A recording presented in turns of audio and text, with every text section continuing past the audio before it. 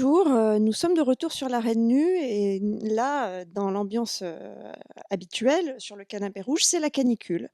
Voilà et nous sommes dans la France d'après une élection qui a duré, peut-être 1 an et demi, une séquence électorale qui a duré 1 an et demi, qui a commencé avec la primaire des Républicains et qui se termine avec le second tour des législatives. Enfin, le macronisme triomphant va pouvoir délivrer, son message et apparaître dans sa vérité et nous, on va peut-être pouvoir enfin continuer, enfin recommencer à faire du fond et aujourd'hui, on va parler, sur ce canapé rouge d'un phénomène dont on parle assez peu, parce que c'est un peu tabou, c'est le phénomène migratoire, et on va en parler avec un économiste et vous allez très vite comprendre pourquoi et j'accueille aujourd'hui, David Kayla. Bonjour David.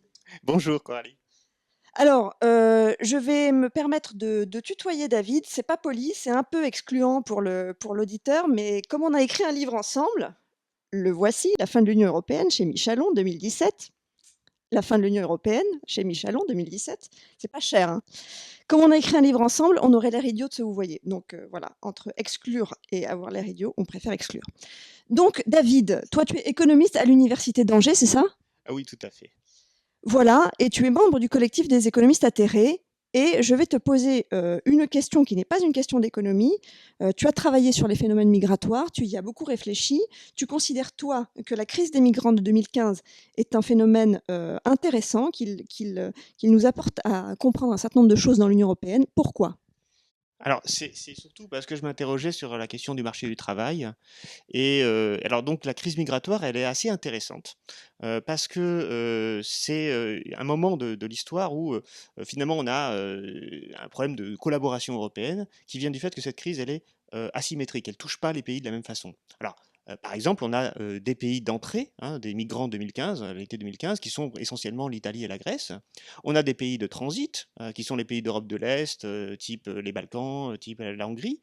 On a des pays d'accueil, l'Allemagne et les pays d'Europe du Nord. Et puis on a aussi des pays épargnés par la crise comme la France.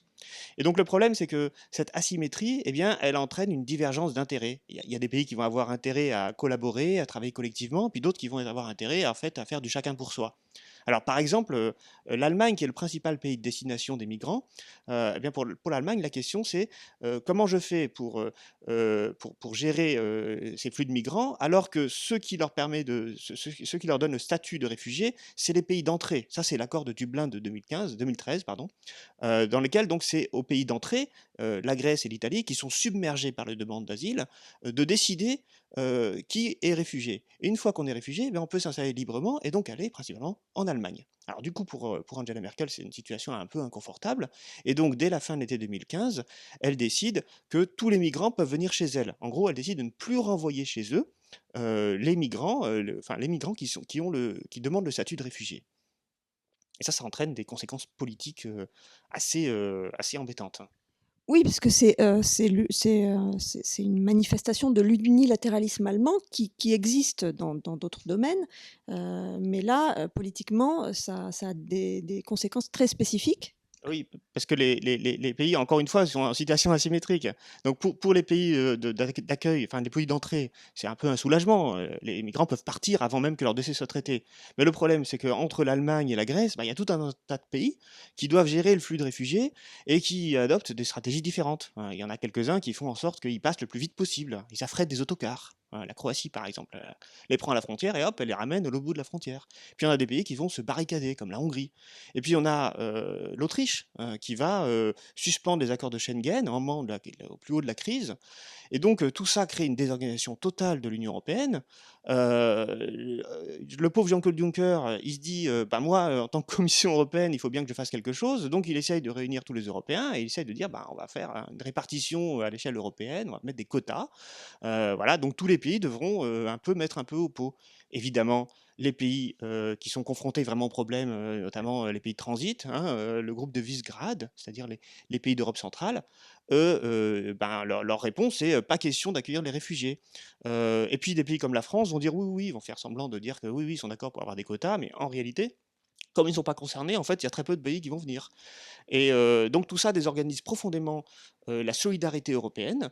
Et finalement, la crise va durer quand même un certain nombre de mois. Et à l'hiver 2016, c'est Angela Merkel qui va directement négocier avec la Turquie et faire en sorte d'avoir un accord avec la Turquie, ratifié après coup par les Européens, dans lequel le pays, enfin, dont les migrants en fait, ils passent par la Turquie quasiment tous, et la Turquie joue un rôle de tampon qu'on confie, voilà, que l'Union européenne admet et confie comme responsabilité à la Turquie.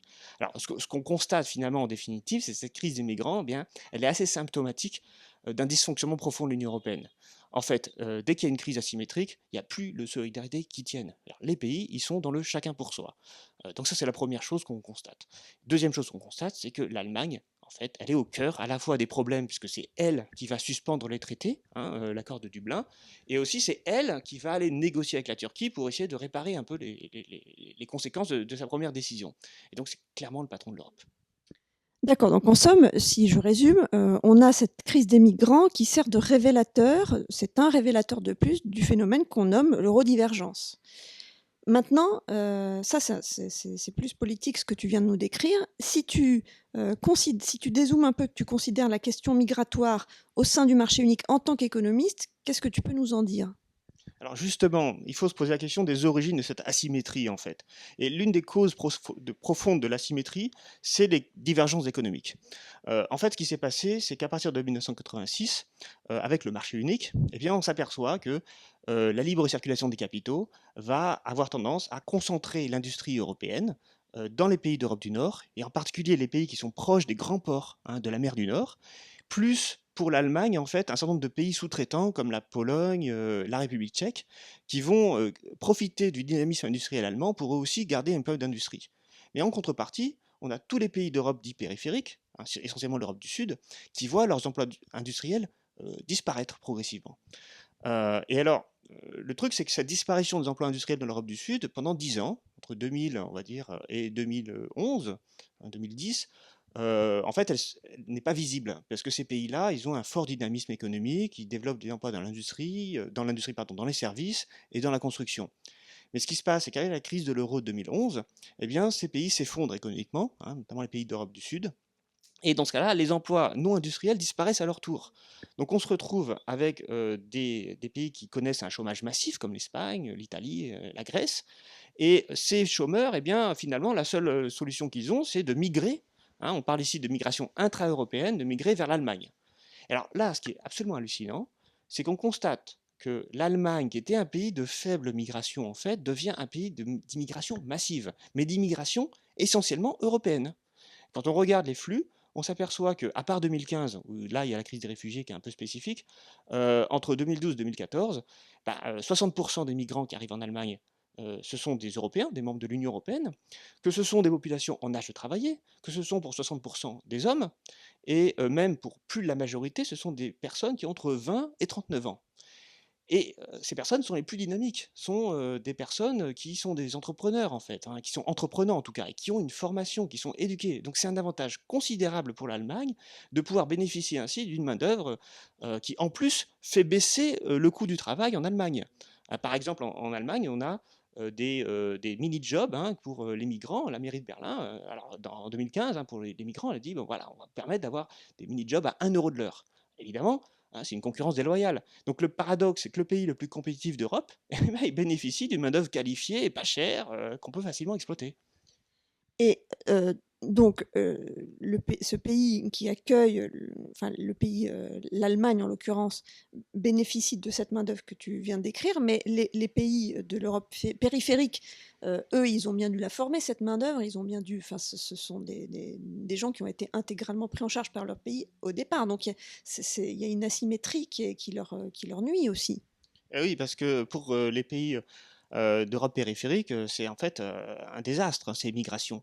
Alors d'abord, on a toute une série de pays qui sont des pays, je vais en dire, ultra-périphériques, typiquement les pays baltes, la Roumanie, la Bulgarie, qui perdent une population massive, hein, depuis 2000, hein, depuis longtemps.